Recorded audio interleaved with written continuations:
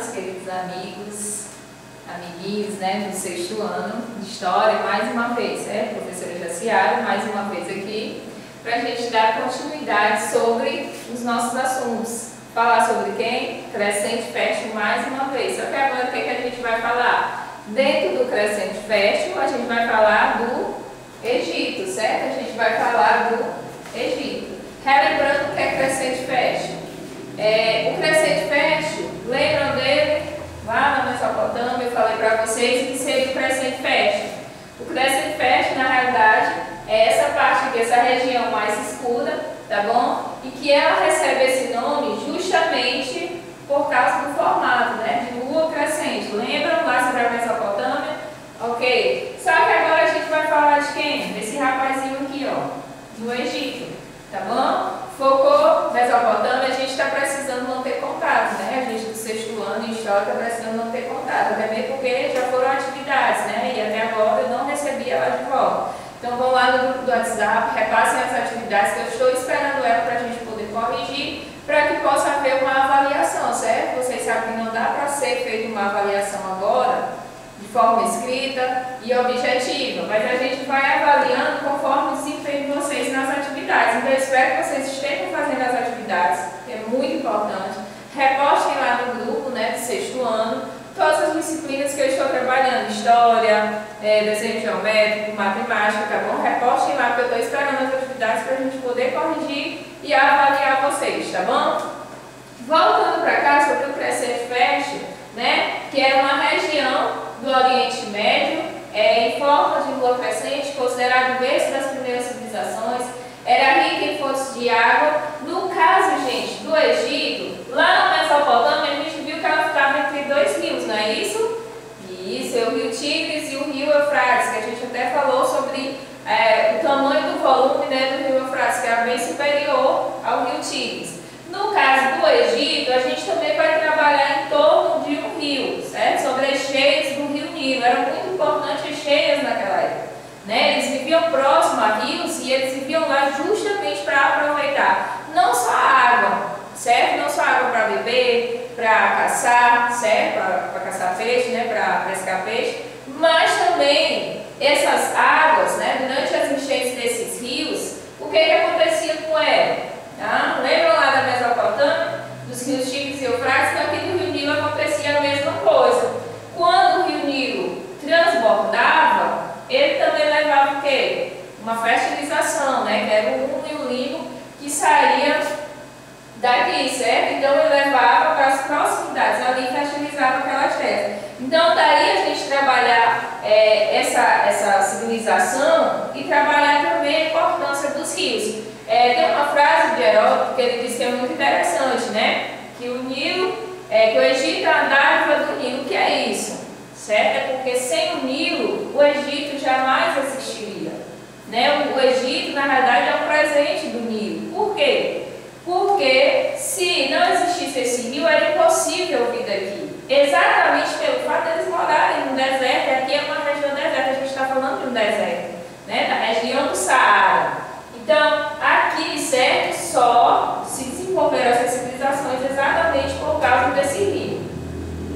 Né? A gente tem aqui os rios Nilo, Tigre, Eufrates, Rio Jordão, o Mar da Galileia, além de ser banhado também pelo Mar Mediterrâneo, Mar Vermelho, o Golfo Pérsico, o que facilitou a fixação dos primeiros povos nômades. Vocês sabem que é nômades, né? Que vivem de um lugar para outro em busca de alimentação, em busca de animais, em busca de raízes, certo? Para poder fixar a moradia, para poder levantar as primeiras aldeias dele, certo? Então aqui nós temos os primeiros nômades, eles vão se formar principalmente próximo a essa região. E a prática da agropecuária, né, que é a agricultura e a criação de animais também, por isso a gente chama agropecuária, a criação de animais e também a plantação, dando origem às primeiras civilizações. Por esta razão, os antigos egípcios diziam o quê? Que o Egito, olha a frase de Heródoto, grande historiador, é uma dádiva do Nilo. A palavra dádiva, ela significa o quê? Presente, certo? É um presente. Porque só pôde se florescer essa grande civilização por causa das cheias do rio Nilo. Continuando aqui, o que a gente tem agora?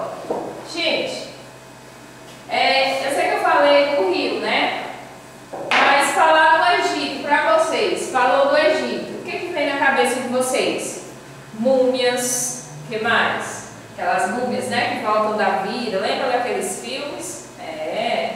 Das grandes pirâmides, né, que até hoje estão erguidas, são milenares. O que mais que a gente lembra ao falar do Egito? Da Cleópatra, quem não lembra da Cleópatra, né, a grande sedutora, certo? Também de pestes, de pragas, né, também sobre Jesus, né, sobre Moisés, certo? Tem um trecho da Bíblia que fala muito do Egito, né, da questão lá de Moisés do Egito, né, atravessou lá aquele mar, lembram? Pois é, lá também, aqui também conta-se um pouco da história bíblica, né? Esse povo tem muita influência também na nossa história, certo? Então, o Egito Antigo, a história do seu povo, dos faraós e de seus deuses. O Antigo Egito. O Egito é uma dádiva do Nilo, né? Eu tinha falado para vocês, essa frase é de Heródoto. Continuando, o que a gente tem mais? Sim, sobre a localização geográfica. Assim como a Mesopotâmia, o Egito também tem sua divisão na questão localização. E isso se dá justamente próximo, por causa da proximidade do rio, Alto Egito e Baixo Egito, certo? Baixo Egito e Alto Egito. Isso também devido ao quê? A questão da localização próxima aos rios. No Nordeste da África, lembrando que o Egito fica na África, certo? O Alto Egito, região do Vale, tinha o quê? O Rio Nilo Branco, que se origina do nascente em Ruanda, que passa pelo Rio Vitória, Rio Nilo Azul, que vem das altas montanhas da Etiópia. O Baixo Egito, região do delta do Nilo, onde fica o solo fértil, certo? Onde se localizava a maior parte da agricultura, certo? Continuando, o que nós temos aí? Processo de sedentarização. O que é sedentário? Sedentário é uma pessoa que não faz exercícios físicos. Eu já até sei quem queria essa resposta, né? Mas, viu, Pedro? Sedentário aqui no caso não é quem não pratica exercícios físicos, certo? No caso, sedentarização aqui, ele vem do processo de fixar moradia, certo? Eles não estavam mais com tanta necessidade de ficar indo de um lugar para o outro em busca de alimentos. Por quê? Porque eles encontraram o crescente fértil. Então eles puderam fixar moradia, criar suas primeiras aldeias, suas primeiras cidades, né? A formação da sua primeira civilização. Então a gente vai falar aqui do processo de fixação de moradia. Na época neolítica, lembram da transição, descoberta da agricultura? A Janiquele sabe quem descobriu a agricultura, não é não, Janiquele? Com a Revolução Agrícola, as terras irrigadas naturalmente pelo Rio Nilo atraíram povos de diversas etnias, oriundos do sul, do oeste e do leste. Esse processo de sedentarização ocorreu por volta de 6 a 5 mil anos antes de Cristo. Periodização da história política egípcia. Gente, esse período aqui é a divisão que tem lá no livro de vocês, como está dividido, pré-dinástica e dinástica. Essa pré-dinástica, esse nome dinastia vem de quê? De reino, certo? De governo, de um representante político, tá bom? Então essa pré-dinastia é antes de uma família dominar a outra, certo? É antes de uma família governar uma determinada população. Então por isso a gente chama pré-dinástica, antes de reis, certo? Antes de reis. Então, pré-dinástica vai até 3.200 a.C. com a ausência, olha só, a ausência, quer dizer que não tinha o quê? Uma centralização política, não tinha um rei para governar, por isso não, pré-dinastia. A população como era organizada antes desses reis? Como é? A população era organizada em nomos. O que são nomos? Comunidades primitivas, independentes da autoridade central, que era chefiada pelos monarcas. A unificação dos nomos se deu em meados do ano de 3000 a.C., período em que se consolidaram a economia agrícola, a escrita e a técnica de trabalho com metais como cobre e ouro. Dois reinos, Alto Egito Sul e Baixo Egito Norte, surgiram por volta de 3.500 a.C. da necessidade de se unir esforços para a construção de obras hidráulicas. Gente, para se desenvolver uma determinada civilização, querendo ou não, ela precisa de um governante. Qual a importância de um governante em uma cidade ou em qualquer lugar que vai ser? Se você for numa igreja, a igreja tem que ter o quê? Um representante, certo? Tem que ter um líder dela. Então, daí qual a necessidade de se ter um líder? Exatamente para ele focar em determinado objetivo. A gente vai fazer isso, então todo mundo vai trabalhar em nome disso. No caso, se necessitava de um rei, justamente pelas dificuldades que eles estavam enfrentando. A população estava aumentando. E eles estavam como? Estavam sem ter uma organização, uma forma de manter aquela população que estava crescendo. Então, daí a necessidade de se ter um rei, justamente por causa do rio Nilo, gente. Para quê? Existia a cheia do Nilo, porém tinha que ter alguém para fiscalizar essa cheia, controlar a cheia, criar argumentos para que mantesse aquele período por um longo prazo, certo? Continuando aí, nós temos o quê? O período dinástico. Gente, no período dinástico foi durante o período que se deu o crescimento territorial, ou seja, no momento em que começou a centralização política, começou a se ter um rei, certo? Após a centralização política, Menes, rei do Alto Egito, aqui a gente já está falando dos governantes, subjugou em 3200 o Baixo Egito, promoveu a unificação política das duas terras sobre uma monarquia centralizada, na imagem do faraó dando início ao antigo império. Gente, nós estamos falando de quem agora? De faraós. Sabe quem é o faraó? Sim, o faraó é o líder político, aquele que ficava no topo da pirâmide. Ele não era só um rei, ele era também a representação de Deus na terra para os egípcios. Então ele governava de forma religiosa, era a representação de Deus, era muito forte. Era mais forte que simplesmente ser um rei, entendeu? Eles dificilmente viam até o rosto do faraó. Por quê? Porque ele era uma divindade.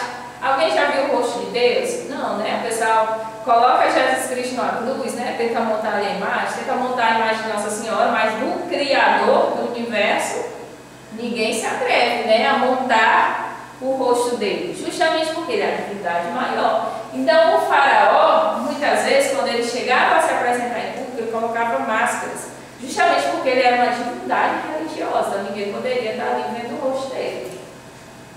Os monarcas, né, então Menes tornou-se o primeiro faraó. Os monarcas passaram a ser governadores subordinados à autoridade faraônica. A época da dinastia. Gente, a época dinástica do Egito é dividida em 3 períodos: Antigo Império, Médio Império e Novo Império. Antigo Império é muito grande o resumo, né? Eu resumi o máximo que deu para mim, porque é uma história muito complexa. Certo? A história do Egito é uma história com grandes descobertas, é uma história com muita importância até hoje, nos nossos dias atuais. Então, bora lá. A capital do império lá era Mênfis, foi inventada a escrita em hieroglifos, depois a gente vai falar um pouquinho dela mais na frente. Construção das grandes pirâmides de Gizé, entre as quais as mais conhecidas é a de Keops, Kelvin e Miquelinos. Esses monumentos feitos com blocos de pedra sólida serviam de túmulos para os faraós. Tais construções exigiam avançadas técnicas de engenharia e grande quantidade de mão de obra. Invasão dos povos nômades, fragmentação do poder do Médio Império. Durante 200 anos, o Antigo Império foi palco de guerras internas marcadas pelo confronto entre o poder central de faraós, governadores locais e monarcas. A partir de 2040 a.C., uma dinastia poderosa, 12ª, passou a governar o país, iniciando o período mais glorioso do Antigo Egito. Gente, olha só. Existe até uma pergunta que está em muitos exercícios sobre a questão da diferença entre as pirâmides, né, e as construções feitas lá na Mesopotâmia. Qual a diferença entre elas? Qual a diferença? É porque as pirâmides aqui, gente, era túmulo para quem? Para o Deus do Egito.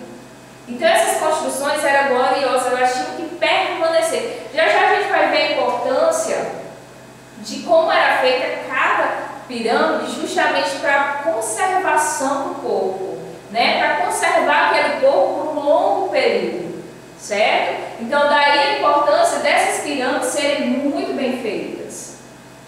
Continuando aí, nós temos o Médio Império, capital Tebas, o poder político também era o faraó, dividiu o trono com seu filho para garantir a sucessão ali em vida. O poder central controlava rigorosamente todo o país, a estabilidade interna coincidiu com a expansão territorial, o recenseamento da população, as cabeças de gado, terra, larais, visando a fixação de impostos.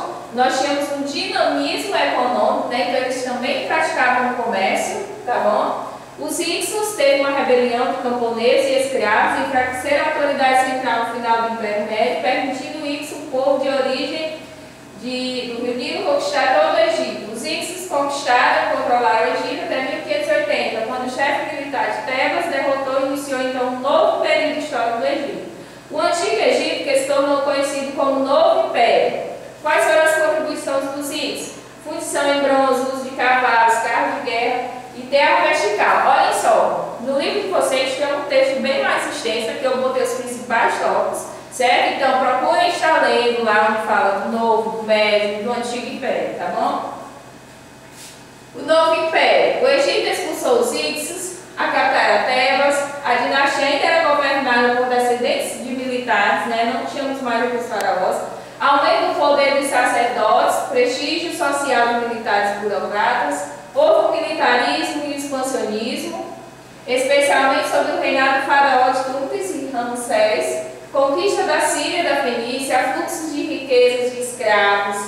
Amenófis IV promoveu uma reforma religiosa para diminuir a autoridade dos sacerdotes, fortaleceu o poder, implantando o monoteísmo, a crença numa única divindade durante seu reino, invasão dos povos do mar e ilhas do Mediterrâneo, invasão dos persas, fim da independência política. Com o fim dessa independência política, o Egito foi conquistado pelos persas, certo? Então, o final do Egito, né, ele é dominado pelos persas, tá bom? Continuando. Gente, agora a gente vai falar sobre a importância do Rio Nilo, tá bom? O Rio Nilo, como a região desértica era desértica, né, lá, o Rio Nilo ganhou uma extrema importância para os egípcios. Ele era utilizado como fio de transporte, era utilizado para beber, para pescar, para fertilizar as margens. Nos meses das cheias, as águas do Rio Nilo invadiam as margens, deixando as terras úmidas e pronto para o plantio. O primeiro dia de cheia era considerado o primeiro dia do ano egípcio. As cheias também traziam prejuízo, olha só, não era só alegria não, né? Também tinha transtornos. Por quê? Porque não tinha como eles medir o volume da chuva. Então acabava que quando vinha cheias, destruíam aldeias, destruíam plantações, certo? Então não era só felicidade também não. Os egípcios construíram canais de irrigação, barragens e grandes reservatórios. Qual a importância desses canais de irrigação e dessas barragens? Porque, gente, mesmo que essas cheias acontecessem, elas não passavam todo o rio cheio, voltavam ao seu leito. Então eles precisavam ter água mais próximo das aldeias para irrigar, para beber, para dar comida aos animais, dar de beber. Continuando, nós temos o que aí? A sociedade agora. Gente, lembram lá que na Mesopotâmia era estamental? Lembram que era estamental, que não havia mobilidade social? Se você nasceu numa classe, você ia permanecer nela. Aqui não é diferente, a sociedade também era estamental, ou seja, sem mobilidade social. Nós tínhamos o faraó, tá aqui a pirâmide social, certo? O faraó concentra todos os poderes administrativos, militares e religiosos. Depois nós temos os nobres, que eram os administradores das províncias, os comandantes do exército, os escribas, né, que eram funcionários da administração do Estado.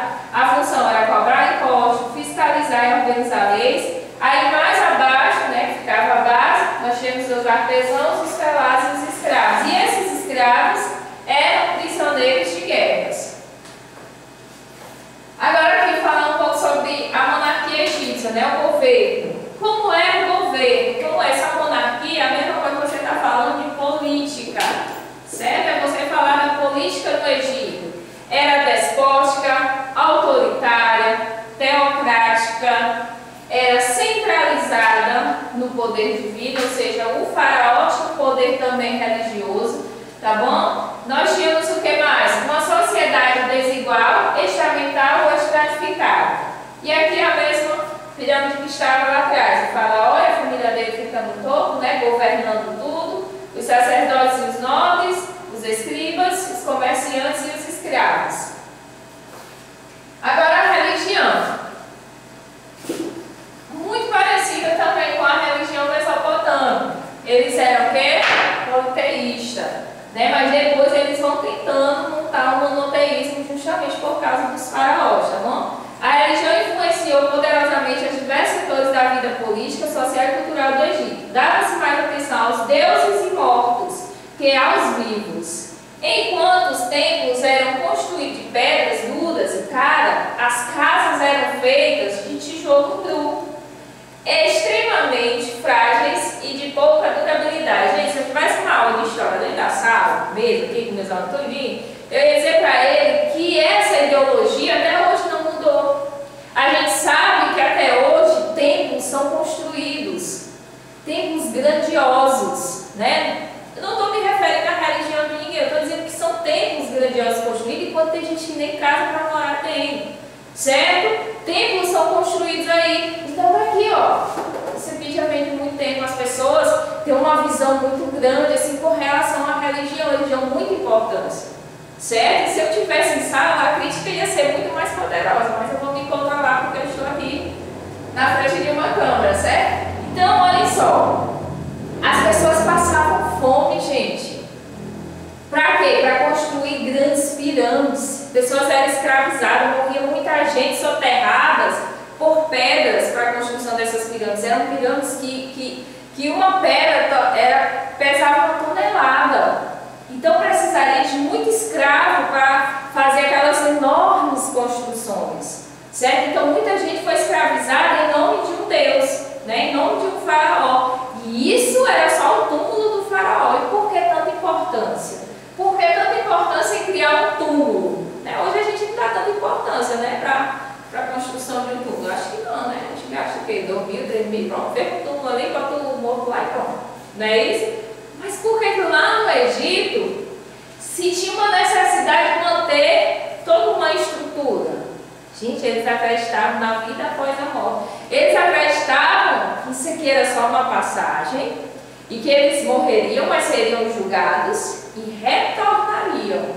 Então o corpo tinha que estar ali, esperando pelo espírito da pessoa retornar. Aí a gente vai falar sobre o processo de mumificação, né? Daí um grande avanço na medicina naquela época. Mas também tem outra coisa interessante, que nesse estudo não era só a grandiosidade do túmulo, também tinha riquezas, né? Lá no faraó, do lado do faraó, era colocar todas as riquezas que tinha ouro. Gente, mas o mais interessante é que quando o faraó morria, muita gente era sacrificada, olhem só, muita gente tinha que morrer também, né? Era sacrificada, para que quando o faraó retornasse, ele tivesse quem? Os empregados dele lá tudinho, entenderam? Então não era só o faraó que morria não, um monte de gente também entrava junto com ele, entendeu? Por quê? Eles acreditavam que eles iam voltar, todo mundo, né? Se voltou aí só Jesus que sabe, né? Não sei por enquanto não. Epa! Pode passar. Politeísta. O que é politeísta? São pessoas que acreditam em vários desses, mas eles não eram só politeístas. Olhem só mais algumas características. Eles eram antroposomórficos. O que significa antroposomórfico? Deus com formas humanas e animais. Botava aqui uma parte aqui, uma máscara animal, e outra parte era humano, certo? Então, antroposomórfico, metade Deus e metade humano. Alguns deuses representavam pelas forças da natureza, vento, acreditavam na imortalidade da alma, nos juízos finais, no retorno da alma ao mesmo corpo. Construíram pirâmides, mastabas, hipogeus para câmaras funerárias. Continuando, a gente tem o quê? O processo da mumificação. Como eu falei para vocês, eles acreditavam na vida após a morte, então o que eles faziam? Manter aquele corpo ali, que ele não fosse inseminado, entendeu? Que ele não desaparecesse. Então eles faziam o processo de mumificação, que era muito grandioso. Retirava-se, né? Abria o pessoal meio, retirava todos os órgãos internos dele, fazia todo o processo de conservação do corpo. Para quê? Para que quando o espírito retornasse, encontrasse lá o